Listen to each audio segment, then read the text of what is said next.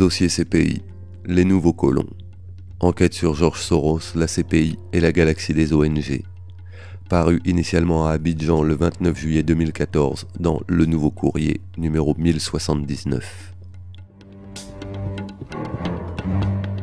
Revenons en arrière. La création de la CPI en 2002 fut le fruit de longues années d'intense lobbying de groupes d'intérêt qui se sont présentés comme le fer de lance de la mondialisation de la justice et de l'impunité. L'économie s'étant globalisée, il restait à faire de même avec le droit, et les droits humains en particulier. D'un côté, on subordonne les espaces économiques à des règles du jeu planétaire, Organisation mondiale du commerce, de l'autre une instance judiciaire universelle, la Cour pénale internationale, CPI, qualifiée dans son statut fondateur de permanente et indépendante reliée au système des Nations Unies. Indépendante et reliée, en réalité, la légitimité de la CPI est assurée par les États partis au statut de Rome. Dans les faits, la juridiction de la CPI n'est universelle que pour les États les plus faibles, qu'ils en soient membres ou pas. La CPI n'est compétente pour les crimes de guerre et les crimes contre l'humanité que lorsque les États eux-mêmes sont considérés comme incapables de rendre une justice acceptable aux yeux des grandes puissances. S'ils en sont capables, comme la Libye, les États peuvent appliquer une justice des vainqueurs tout seuls et ignorer consciencieusement les violations des droits de l'homme commis par leur propre camp. Pour les autres, la CPI assure la sous-traitance avec l'aide d'ONG diverses et variées. Force est de constater que depuis sa création, l'aspect politique a été primordial, tandis que l'apport judiciaire a toujours été très faible. Des ONG aux campagnes tonitruantes et à la légitimité douteuse. Ces ONG sont intervenues massivement dans la conférence des plénipotentiaires chargés de négocier le statut de la CPI, à grand renfort de discours militants, puis ont mené des campagnes tonitruantes en vue d'amener les États à le ratifier. Les ONG se targuent de représenter la société civile, l'intérêt général mondial, les valeurs universelles de paix, d'égalité, de justice, de défense des droits de l'homme. Mais qui siège dans ce parlement de la société civile? Qui parle au nom de l'opinion publique? Qui sont les mandants, les gardiens du temple? Ce sont, faut-il le rappeler, des organisations privées, avec des objectifs définis en fonction des intérêts de ses membres. Elles se veulent à la fois thermomètre du monde et thérapie. Leur action n'est pas limitée par les contraintes propres au déroulement d'un procès pénal, ni par le respect du principe de l'égalité des armes et de l'indépendance judiciaire. En soulevant le couvercle de la marmite de la justice pénale internationale, on voit grouiller une nébuleuse d'organisations liées les unes aux autres par leur financement et leurs ressources humaines, ce qui assure une certaine cohérence. On se recycle de l'ONU vers les ONG, d'une organisation à l'autre. L'ombre de George. Ces ONG ont un point commun. Elles sont financées directement ou indirectement par George Soros, le financier milliardaire américain. Soros affirme que, je cite, « La démocratie et la société ouverte ne peuvent être imposées que de l'extérieur, parce que le principe de souveraineté fait obstacle à l'ingérence extérieure. Certes, il est difficile de s'ingérer dans les affaires intérieures de pays souverains, mais il est important de reconnaître le problème. » Fin de citation. Dans ce but, Soros arrose un nombre impressionnant d'organisations dont les conseils d'administration accueillent beaucoup de monde. En 2002 déjà, Soros reconnaissait avoir déboursé plus de 2,1 milliards de dollars en 5 ans dans ses entreprises philanthropiques. Il y a tout d'abord le navire amiral, l'Open Society Foundations, avec un maillage serré de succursales en Europe, de l'Est, en Afrique et en Asie. En apportant son concours financier, elle s'ingère dans la vie politique des pays dans lesquels elle opère. Il y eut par exemple le mouvement Y en a marre au Sénégal, où fut repris le même modus operandi qu'en Serbie et Géorgie. Plus récemment, elle s'est investie dans ce que les médias occidentaux ont baptisé le printemps arabe, et en Ukraine où on retrouve sa trace dans les événements récents. Soros, avons-nous besoin de le rappeler, est une connaissance d'Alassane Ouattara. Ses relations croisées vont au-delà du simple conflit d'intérêts et justifient que l'on s'intéresse de plus près à ces institutions.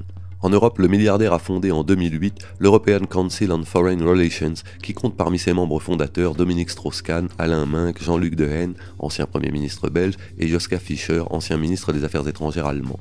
Aujourd'hui, on y retrouve Bernard Kouchner, Pierre Moscovici, Christine Ockrent et Hassan Salamé, le papa de Léa, qui officiait jusqu'il y a peu sur la chaîne de télé française iTélé et désormais sur France 2. Notons que Bernard Kouchner, promoteur du droit d'ingérence humanitaire, a rédigé un rapport où il affirmait notamment que le recours au travail forcé est une coutume ancienne pour justifier le traitement infligé par le groupe Total aux ouvriers birmans. Il a aussi joué l'entremetteur entre Alpha Condé et George Soros en Guinée, pays pauvre mais ô combien riche en matières premières convoitées. Le philanthrope vertueux y est-il allé un peu fort? Après l'arrivée au pouvoir d'Alpha Condé fin 2010, le milliardaire via une autre de ses organisations, Revenue Watch Institute, a aidé à pondre un nouveau code minier, véritable nerf de la guerre vis-à-vis de toutes les autres sociétés exploitantes. La Coalition pour la Cour pénale internationale. La Coalition pour la Cour pénale internationale, CCPI, a été créée par Richard Dicker de Human Rights Watch, HRW, organisation financée par Soros. Elle est présidée au niveau mondial par William Pache du World Federalist Movement, organisation qui milite pour un gouvernement mondial. Elle est aussi financée par Soros. Cette coalition se targue de rassembler 2500 organisations de la société civile dans 150 pays. La version française comprend notamment la FIDH, Amnesty International, Médecins sans frontières, Médecins du monde, Action contre la faim et Survie. Mais comme l'argent est le nerf de la guerre, la coalition apprécie particulièrement le soutien généreux de tous ses partenaires et donateurs du monde entier. Elle bénéficie d'un important financement de l'Union européenne, des gouvernements autrichiens, belges, danois, finlandais, irlandais, liechtensteinois, néerlandais, norvégiens, suédois et suisses, et d'organisations privées telles que la Fondation Ford, de la Fondation John D. et Catherine T. MacArthur, de l'Open Society Institute, du Sigrid Housing Trust et de Humanity United. Un certain Ali Ouattara, ancien président d'Amnesty International Côte d'Ivoire, est le président de Côte d'Ivoire Coalition pour la Cour pénale internationale et s'est réjoui de la ratification du traité de Rome par la Côte d'Ivoire. Selon lui, je cite, « C'est le signe que la Côte d'Ivoire est entrée dans le concert des nations ». Fin de citation. On ne sait pas de qui il tient son mandat, mais on sait qui paie les ONG qui sont affiliées. Les mêmes, l'Union européenne et les ONG de la galaxie Soros. Le but de la coalition ? Garantir l'efficacité, l'indépendance et l'accessibilité de la Cour. De quelle indépendance s'agit-il ? Tous, procureurs, juges et le greffier, sont élus par l'Assemblée des États partis, alors bonjour les marchandages. La coalition entend y mettre son grain de sel en auditionnant les candidats. Elle encourage les États à présenter les candidats en tenant compte des opinions de la société civile, entre autres. Malgré cet apport, on ne peut plus précieux, on peut émettre des doutes sur la compétence du procureur et des juges en fonction. Le premier procureur de la CPI, Luis Moreno Ocampo, avait lui-même longtemps occupé un poste dans la version sud-américaine de Transparency International, une ONG financée par George Soros. Il avait délaissé la salle d'audience lors de l'ouverture du premier procès de la CPI pour aller parader au Forum économique mondial de Davos. Il avait laissé Fatou Bensouda, son adjointe depuis 2004, dans la panade. Le procès fut ajourné sine die car le témoin brandi par l'accusation reconnut à l'audience avoir menti. Fatou Bensouda, qui lui a succédé, fut élue après avoir été désignée candidate unique au poste. Curieux parcours que celui de Bensouda. Elle est titulaire d'une maîtrise en droit maritime international et en droit de la mer. Elle fut ministre de la Justice et conseillère juridique principale auprès de Yahya Jammeh, dictateur élu de la Gambie, et directrice d'une banque commerciale. Ce n'est qu'en 2000 qu'elle rejoint le tribunal pénal international pour le Rwanda et y occupe divers postes. Le New York Times nous informe qu'elle n'est pas très douée en plaidoirie, mais qu'elle est plutôt appréciée pour sa personnalité affable et ses compétences organisationnelles.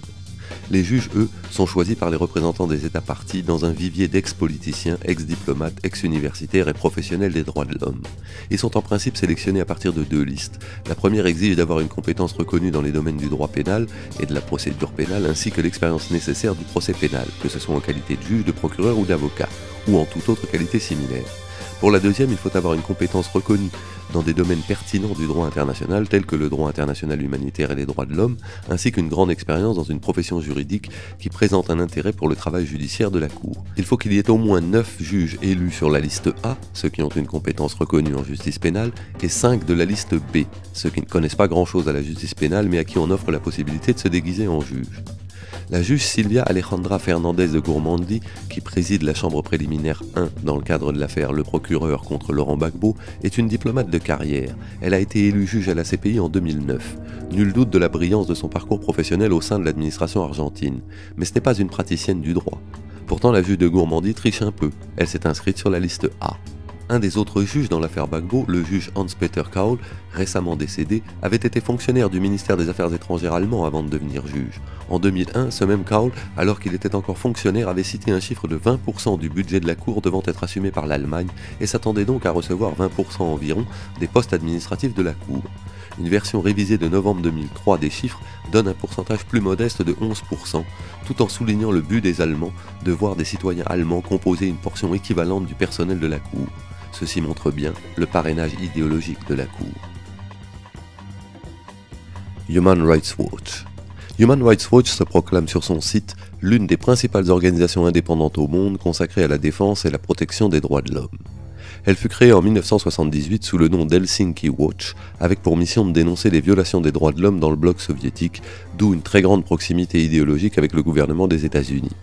Kenneth Roth, directeur exécutif de HRW, a déclaré que la justice est une fin en soi et que l'inculpation des criminels de guerre a permis de faire avancer des processus de paix en marginalisant les acteurs nuisibles.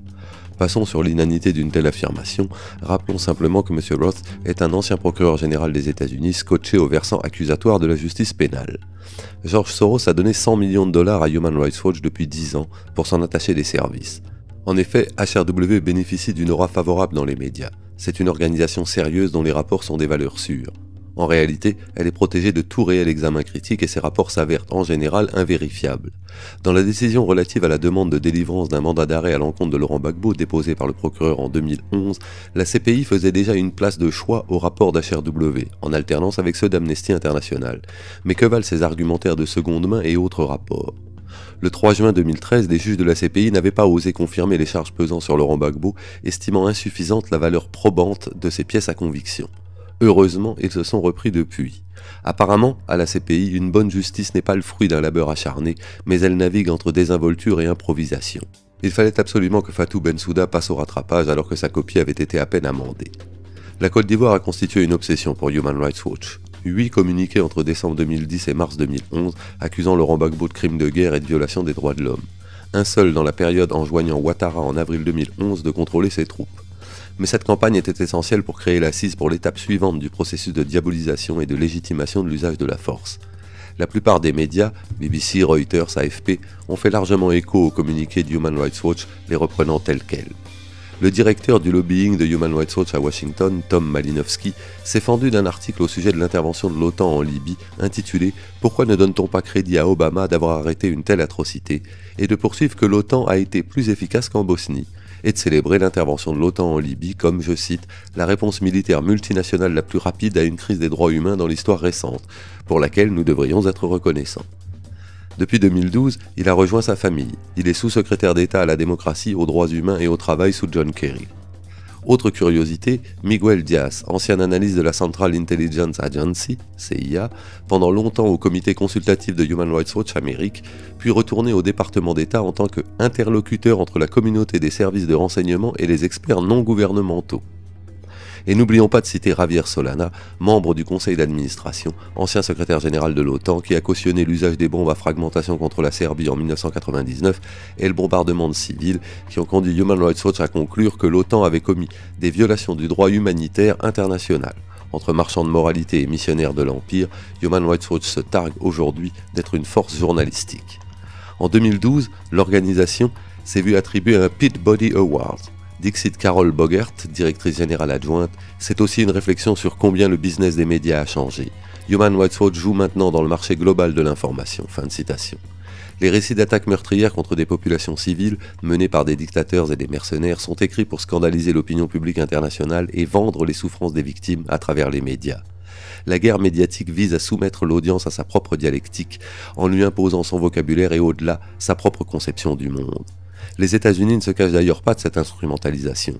Nous avons les meilleures relations avec les ONG qui sont un tel multiplicateur de force pour nous, une part si importante de notre équipe de combat, car nous sommes tous engagés vers le même but singulier, aider l'humanité, aider chaque homme et chaque femme dans le monde qui est dans le besoin, qui a faim, déclarait ainsi l'ancien secrétaire d'État Colin Powell dans un discours adressé aux ONG au début de l'opération Enduring Freedom, l'invasion de l'Afghanistan en octobre 2001.